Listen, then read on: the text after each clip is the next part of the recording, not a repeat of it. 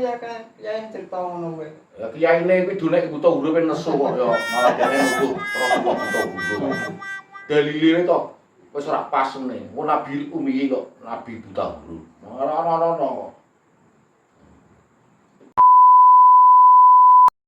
Apakah Injil itu ditulis oleh Yesus dan Quran itu disusun oleh para sahabat?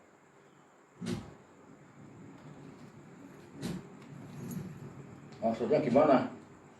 Ya maksudnya ya saya pengen kejelasannya. Oh. Ingin memastikan.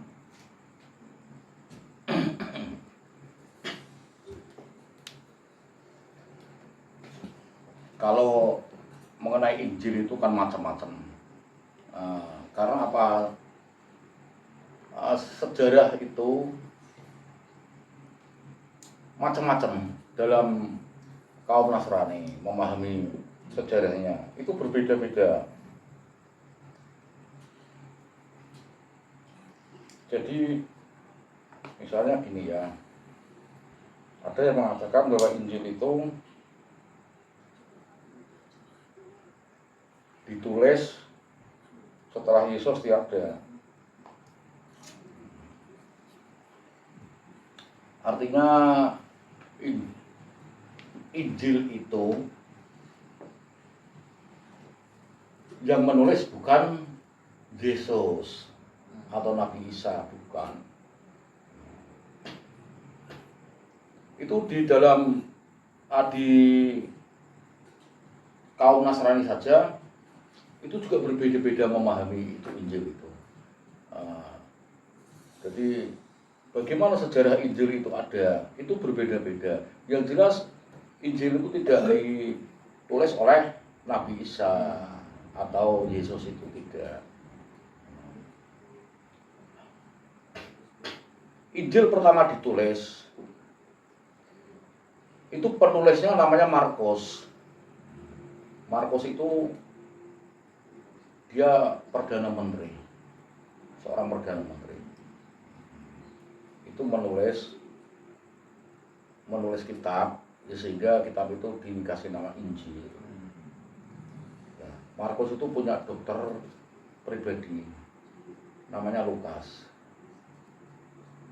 Lukas pun menulis kitab, ya dinamakan Injil.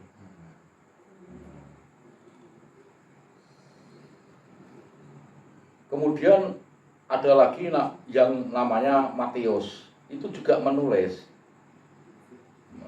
kitab, ya dikasih nama Injil Matius.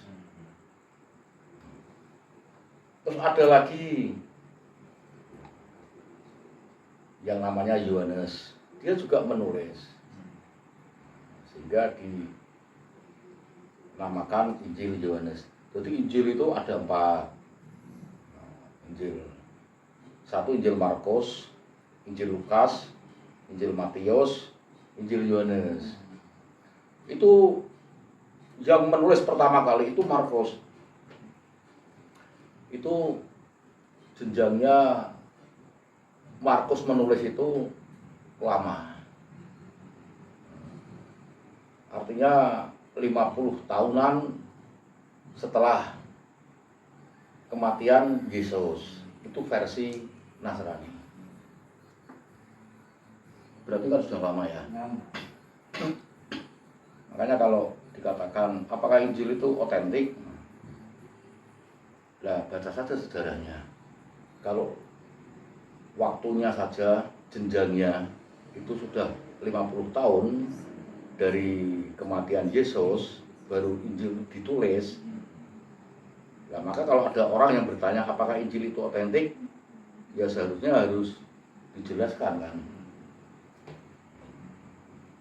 Ya itu kira-kira begitu itu. Kita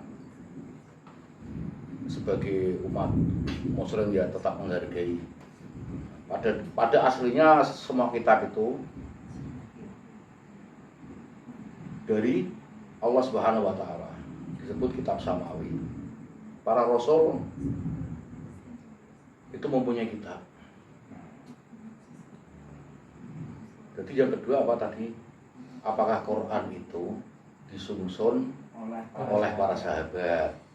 Disungsun. Ya. Berarti pertanyaanmu kalimat disungsun itu semasa Rasulullah SAW hidup kan Quran kan berarti belum tersungsun ya? Iya. Nah, kalau Quran itu belum tersungsun, yang menyusun para sahabat. Coba kita berpikir sedikit saja kita berpikir. Quran itu kan kalam ilahi, disebut wahyu kan, Wahyu. yang berkaitan dengan wahyu kan rasulnya. Ya. Berarti yang tahu persis A sampai Z cara penyusunannya menjadi kitab ini itu kan yang berkaitan dengan wahyunya, itulah rasulnya kan gitu ya. Wahyu itu berkaitan dengan Rasulullah. Tidak ada satupun manusia yang paham. Kalau tadi apakah benar Quran itu disungsun oleh para sahabat, kan begitu? Iya. Oke.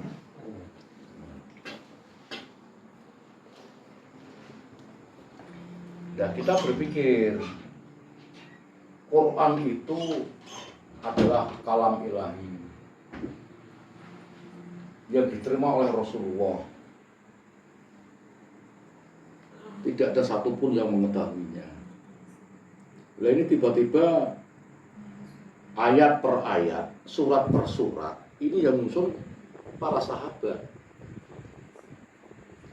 Sahabat itu manusia biasa, umatnya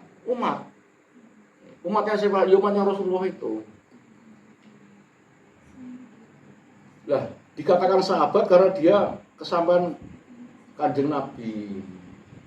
Dan kita ya umatnya, tidak disebut sahabat karena kita tidak sezaman. Tapi sama saja tetap umat. Tidak ada kaitannya dengan wahyu. Kok sampai para sahabat menyusun Quran A sampai Z. Coba Qurannya dibuka dari Fatihah sampai An-Nas. Itu sungsunan yang sangat indah. Tak satu pun yang dapat memahami. Karena itu sebuah wahyu. Fatihah saja ayat per ayat. Al-Baqarah ayat per ayat begitu indahnya. Ali Imran begitu indahnya. An-Nisa begitu indahnya. Kan begitu.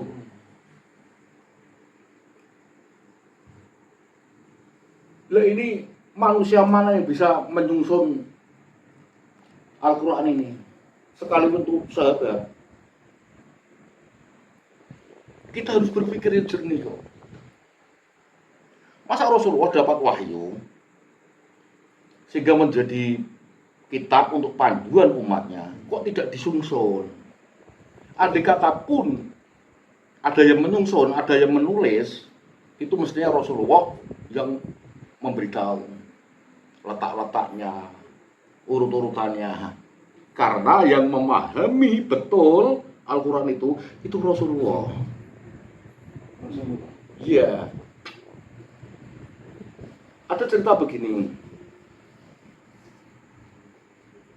Al-Quran itu disungsun setelah Rasulullah tiada. Dan para sahabat ini berinisiatif untuk membukukan. Sehingga para sahabat ini mencari itu tulisan-tulisan yang ada di pelepah korma, yang ada di kulit-kulit onta, yang ada di batu-batu. Malah ini timbul pertanyaan yang besar. Kalau ayat per ayat dia mencari yang ada di pelepah korma, ada yang di batu, lah urut-urutannya kok dia paham? Kalau Fatihah urut-urutannya begini, Al-Baqarah begini. kok paham. Coba itu buka Al-Quran, indahnya luar biasa. Terus peletakannya surat itu dari Al-Fatihah sampai An-Nas 114 surat ya. Kok tahu letak-letaknya, urut-urutannya? Kalau itu memang para sahabat yang menyusun tanpa dikomando oleh Rasulullah, rasanya logika itu tidak menerima. Karena apa? Tidak ada manusia yang dapat memahami sebuah wahyu kecuali Rasulullah Shallallahu Alaihi Wasallam. Dan itu Al-Quran adalah kalam ilahi. Seharusnya yang menyusun, yang berkaitan itu, yang bersangkutan itulah Rasulullah Shallallahu Alaihi Wasallam. Walaupun Rasulullah tidak menulisnya sendiri, ada penulisnya, tetapi Rasulullah yang mengomandu letak-letaknya. Rasanya kalau orang lain kategori sahabat itu umat loh, tetap umat, tidak mungkin. Itu yang pertama. Yang kedua, asumsi saya, kalau para sahabat yang menyusun Al-Quran dan Rasulullah tidak, berarti Rasulullah tidak bertanggung jawab dengan wahyunya. Ya. Karena Rasulullah tiada, itu tulisan-tulisan itu paling selebar. Ada yang di pelepah korma, ada yang di kulit onta, ada yang di atas batu. Artinya Rasul kan tidak bertanggung jawab. Apakah mungkin Rasul tidak bertanggung jawab? Kan tidak mungkin. Kan begitu. Rasulullah ini tanggung jawab luar biasa. Ya. Maaf, ini gini Pak ya, saya mau tanya. Ini saya pertanyaan agak mundur lagi sedikit. Yang dinamakan sahabat itu kriterianya itu yang bagaimana? Kriteria sahabat itu yang kesampaian Rasul. Oh, artinya yang orang itu pernah berjumpa dengan Rasul. Iya, pernah berjumpa sejaman. Gitu. Itu nama disebut sahabat. Walaupun sahabat tetap umat, tetap kategorinya umat. Ya. Tetap manusia biasa. Tidak ada istimewanya. Yang istimewa ya Rasulullah itu. Sangat istimewa. Nah, Al-Quran itu kitab yang tiada tara. Dari tulisannya saja, ayat per ayat, surat per surat, itu sangat indah dan luar biasa.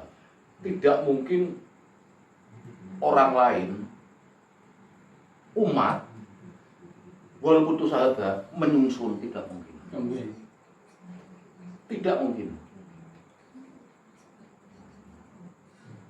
Siapa yang tahu urut-urutannya?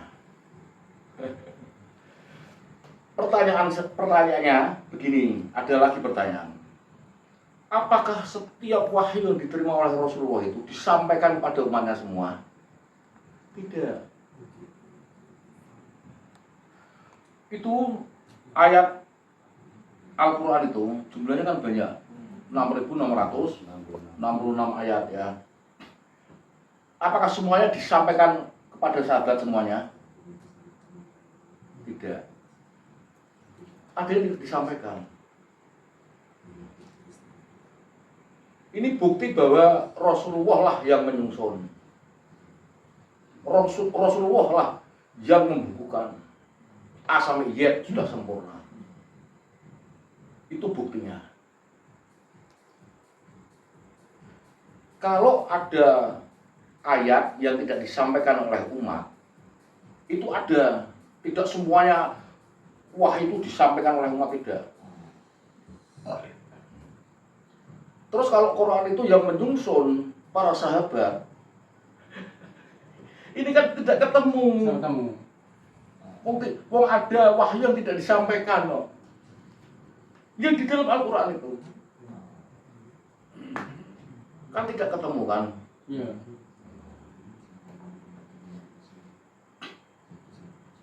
Terus ada sejarah begini, ada namanya Quran Mushaf Utsmani.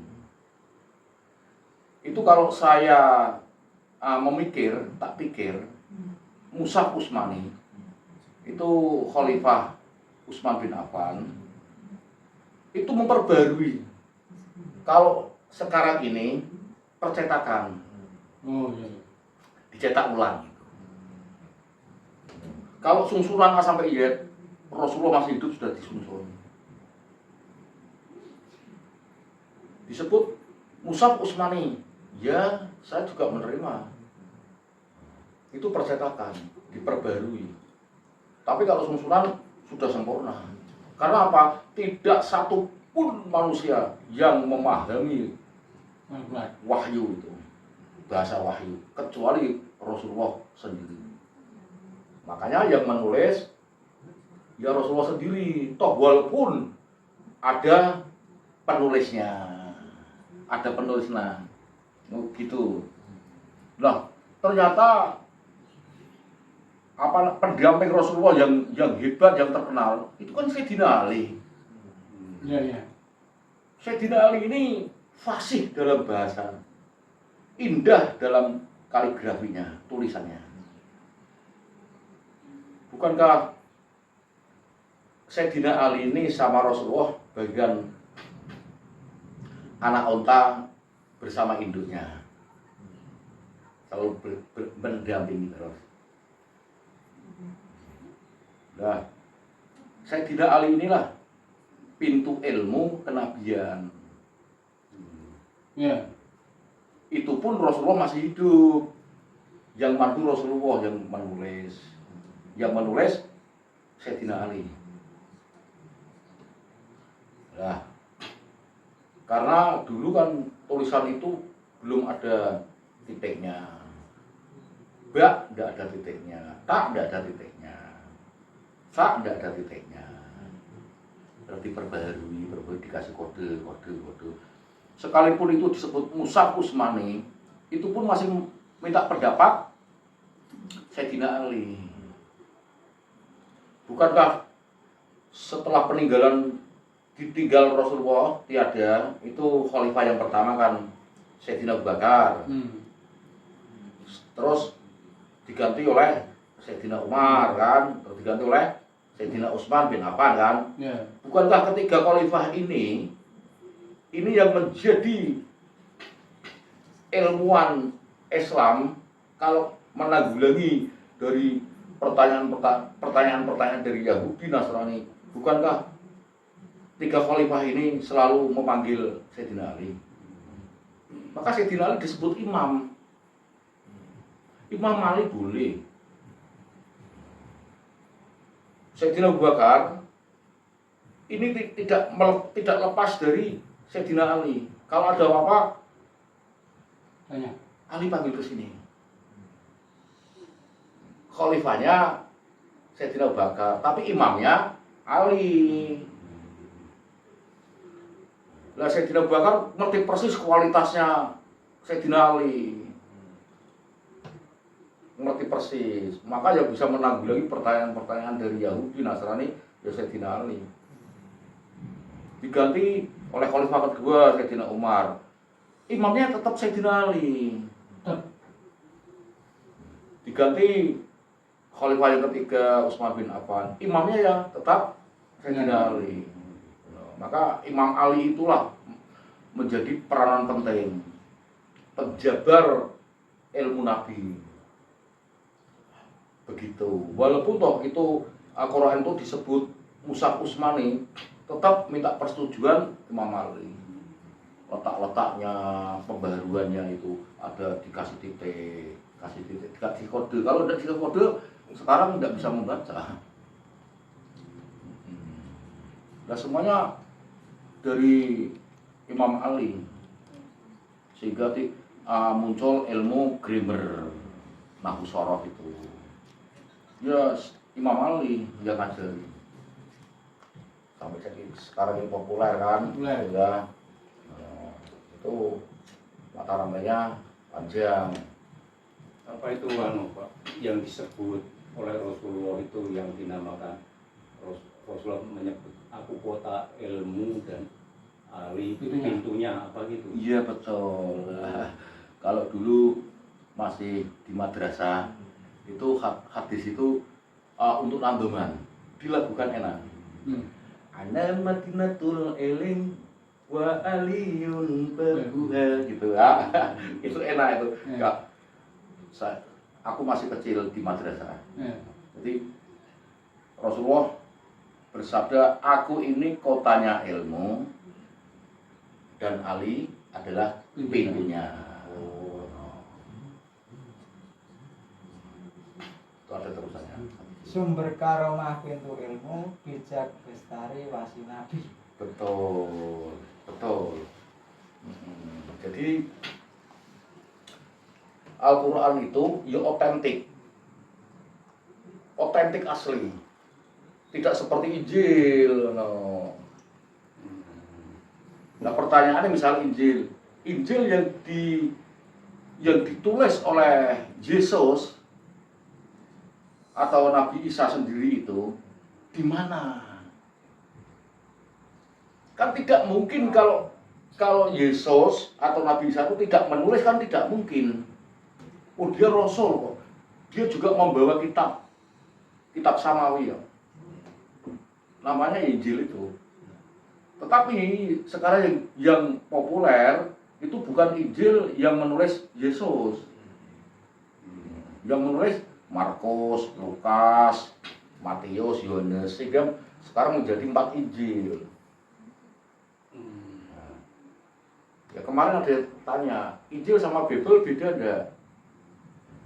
Nah Injil itu di dalamnya Bible. Kalau Bible itu dua Injil. Artinya ada perjanjian lama dan perjanjian baru. Lah perjanjian baru itu yang 4 itu. Perjanjian lama Mazmur atau Zabur. Perjanjian lama. Nah sekarang kalau Injil itu ditanyakan apa asli atau tidak, ya tinggal pikir sendiri. Karena pertama yang menulis Injil itu Markus. Nah itu Markus jenjangnya dari kematian Yesus itu 50 tahunan lebih. Oke. Iya. Kan begitu. Tetapi kalau Al-Quran, saya katakan Quran itu tanpa noda, tanpa celah, sempurna Quran. Kok begitu? Karena yang menulis adalah Rasulullah sendiri. Sekalipun yang menulis wakilnya loh, tetap dalam panduan Rasul. Kalau orang-orang banyak ini kan tidak memahami yang dimaksud Mushaf Utsmani itu yang menyusun Mushaf ketika Khalifah Utsman bin Affan, sehingga para sahabat ini mencari tulisan-tulisan yang ada di pelepah kurma, yang ada di kulit onta. Ini malah tidak masuk akal lagi. kok begitu empiangnya Quran ditulis kayak begitu itu.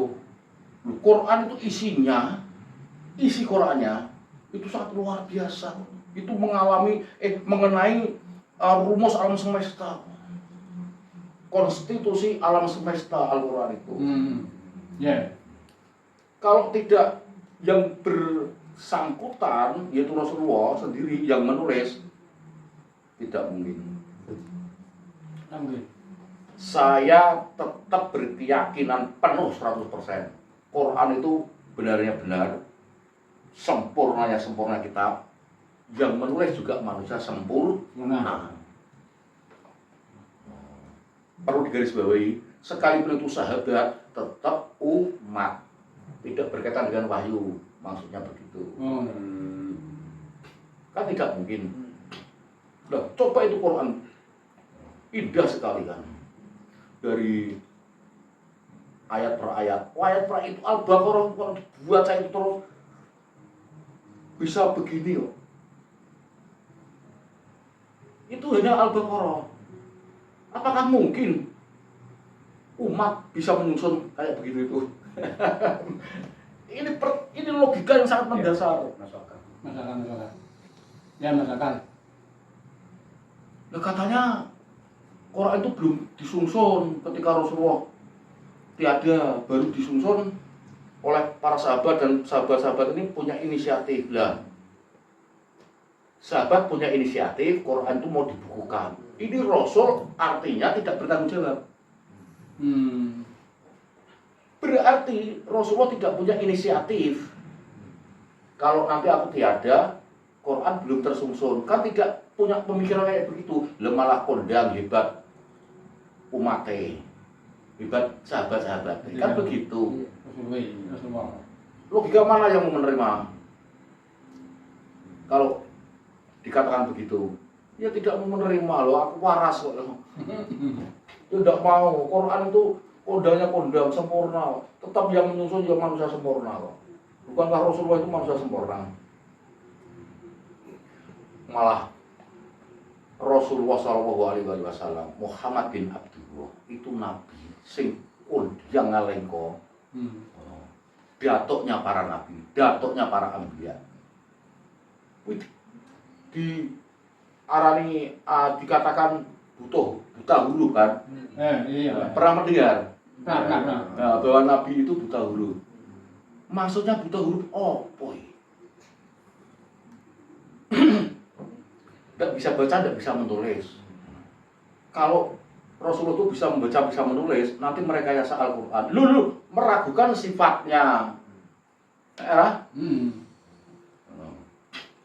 Bukankah Rasulullah ini seorang yang sangat amanah, jujur? Kan berarti kan meragukan amanah kejujurannya itu kan. Rasulullah super jujur kan. Alasannya kok tidak masuk logika. Nah, kalau buta huruf itu namanya kan punya cacat, punya celah. Orang yang tidak bisa menulis dan membaca itu kan buta huruf. Iya. Cacat. Itu dikatakan orang goblok atau orang pandai? Goblok. Orang goblok kan. Udah bisa menulis, bisa membaca kok. Memahami ya. Ini Rasulullah ini manusia perfect. Muhammad ini manusia sempurna, insan kamil. Kok masih ada cacat? Ini kalau berpikir, ini tidak bisa jernih. Ini Rasulullah untuk panduan, memandu alam semesta. Segala ilmu apa saja itu dikasihkan dari Allah. Jangankan kok ilmu baca dan menulis. Surga dan neraka itu Rasulullah sudah dilihatkan. Namanya Jibril, Mikail, Israel, tidak ada hijab. Masa Anda bisa membaca? Kalau berpikir yang genda aja, kan begitu. Artinya ada cacat kan? Iya nak, macam bener rasa pahami temen aja dan nampak terang kayak anak lampi takon. Tak kasih contoh ya. Ini Rasulullah untuk pedoman umat sedunia. Dikatakan tidak bisa menulis, tidak bisa membaca. Ya. Tak kasih contoh saja. Anda itu mendatangi pondok pesantren, tidak usah besar-besaran, yang kecil, ya. Itu kan ada sesepuhnya namanya tetap Bapak Kiai Haji siapalah. Nah itu yang punya pondok itu kan. Ada kiainya. Terus kamu ke situ, kamu bilang sama muridnya, sini, kamu mondok di mana? Di situ. Tak kasih tahu ya. Itu kiaimu buta huruf, tidak bisa baca, tidak bisa menulis. Kamu bisa dipukul. Iya. Ini murid tetap marah. Spontan dia mengatakan, kamu bohong, tidak mungkin. Dia mengajar banyak santri kok tidak bisa menulis, tidak bisa membaca. Itu baru kelasnya kiai. Ya. Dikatakan buta huruf, santrinya marah-marah. Nah, Ini Rasulullah. Kok anteng-anteng gue. Dikatakan buta huruf kok malah umatnya mengikuti saja. Ya, malah dia memakai dalil bahasa-bahasa Arab. Nabi Umi. Itu Nabi Umi. Nabi yang buta huruf, edan. Tidak waras begitu. Enggak waras. Ngono ya kan, ya yang cerita ngono gue. Ya kiai ini kuwi dunek buta huruf nesu kok ya, malah dene nuduh Rasulullah buta huruf. Dalile to wis ora pas meneh. Nabi Umi kok nabi buta huruf. Ora ono.